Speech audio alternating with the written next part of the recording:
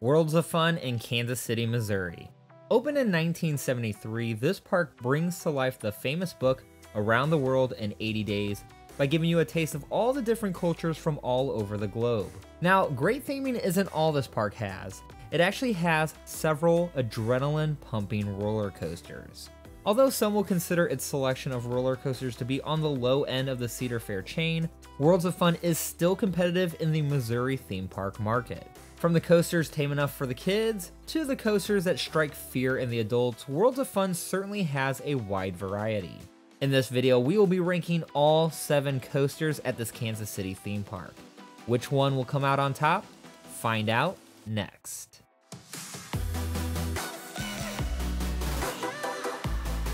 Hey everyone, this is Cullah Hale from Destination Thrills, and today I will be ranking every single roller coaster at Worlds of Fun. Now, I have done coaster countdowns for other parks as well, including Silver Dollar City in Branson. I will link that video in the card above, along with others in the description below. Now, I have been to Worlds of Fun a few times, and unfortunately I still have not had the chance to ride Boomerang or Spinning Dragons. Luckily, I have ridden clones of these rides, so I felt that it would be fair to rank them based on the experience of their clone. Now, these rankings are all based on my opinions and experiences on each coaster. I don't expect everyone to agree with this list. I just enjoy ranking these coasters and sharing them with all of you. It is worthy to note that I do tend to like out-of-control wooden coasters, even if they are a little rough, and I also enjoy coasters that feature solid airtime and have long durations. So keep that in mind when seeing my rankings. Alright, without further delay, let's jump right into the countdown. At number 7, we have the kiddie ride, Cosmic Coaster.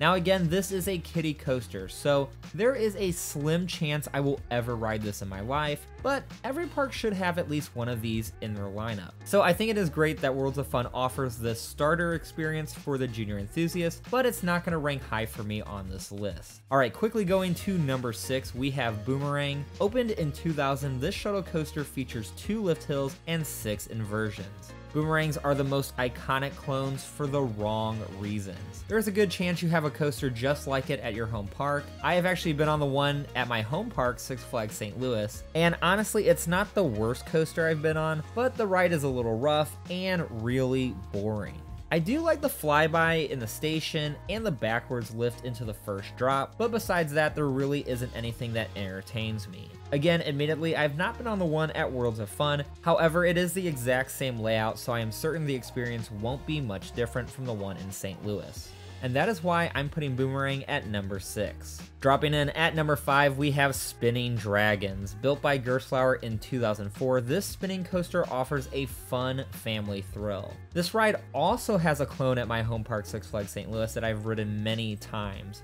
I really enjoy these rides as they provide a unique experience from the standard roller coaster. The journey is always changing and you face your friends or other riders the entire time, so you really get to see the funny reactions and laugh about the whole experience as a group. I also love the fact that these cars freely spin, so part of the fun is trying to get the car to spin as fast as possible, adding another element to the overall fun. Again, this ride is tame, so while it is the perfect family attraction, I tend to gravitate to more intense thrill machines, which is why Spinning Dragons comes in at number 5. Alright, we're on to number 4, and we have Timberwolf. Built in 1989 by Din Corporation, this wooden coaster has a height of 100 feet and a speed of 53 miles per hour. Unfortunately, I have never had the chance to ride Timberwolf before the new track work they did in 2018, and my friend Dave, a longtime guest of Worlds of Fun, has told me countless stories of how fantastic this ride ran back in the day. So I'm a little jealous that I didn't get those experiences, but even as it is now, I don't think Timberwolf is that bad of a ride. It definitely gives me that jerky wooden coaster vibe that I enjoy. It can be a bit too rough at times, even for a wooden coaster addict like myself, and out of all the wooden coasters in the state, I probably have this one ranked last, but that isn't saying much since Missouri has several underrated wooden coasters. There are some decent moments of airtime and some decent laterals as well that give you some excitement, so I think it deserves to be above Spinning Dragons and Boomerang. I would also like to get a night ride on Timberwolf since I haven't yet, to see if that pushes it higher on my list. But for now, Timberwolf will stand at number 4. Heading to my number 3 coaster in the park might be a little bit controversial, but it is Mamba, the park's Morgan Chance hyper and the only full circuit hyper in the state of Missouri, with a ride height of 205 feet. The coaster also hits a top speed of 75 miles per hour, and it has a long track length of 5,600 feet. Now, if you have seen my top 10 coasters in Missouri video, which I will link in the card above, you are probably scratching your head because Mamba was just one of 2 coasters from Worlds of Fun that made the list. But my trip a couple weeks ago really changed my opinion on another coaster that we will mention later, which is what dropped Mamba to number 3. I don't think Mamba is a bad ride at all, however, its second half has always been its downfall in my opinion.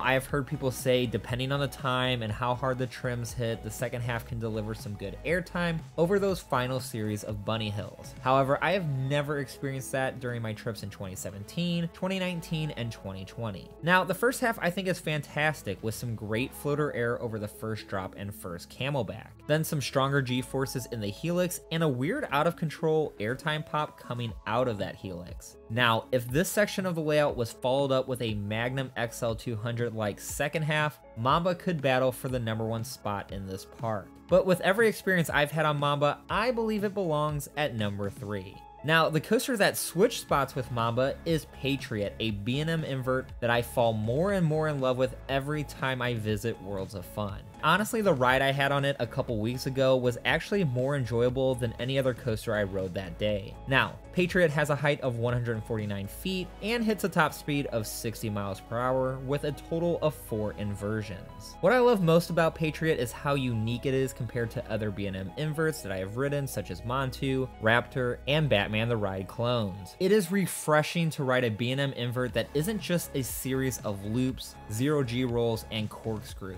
This invert has airtime hills, an overbank turn as well. This coaster also has some really good forces, especially in the 0G roll and the ending helix. If you like smooth, fast transition coasters, then Patriot will probably be your favorite in the park, but for me, it belongs at number 2 behind my personal favorite, and that is the number 1 coaster at Worlds of Fun, Prowler. Built in 2009 by Great Coasters International, this wooden coaster is rapid fire. Its stats aren't the most standout with a height of 102 feet and a top speed of 51 miles per hour, plus a track length of just 3,074 feet. But what makes this coaster so incredible is the pacing. The moment you hit that drop, you race through a series of twists and hills at a constant high speed. You never have that catch your breath moment as it is just a blur all the way to the finish.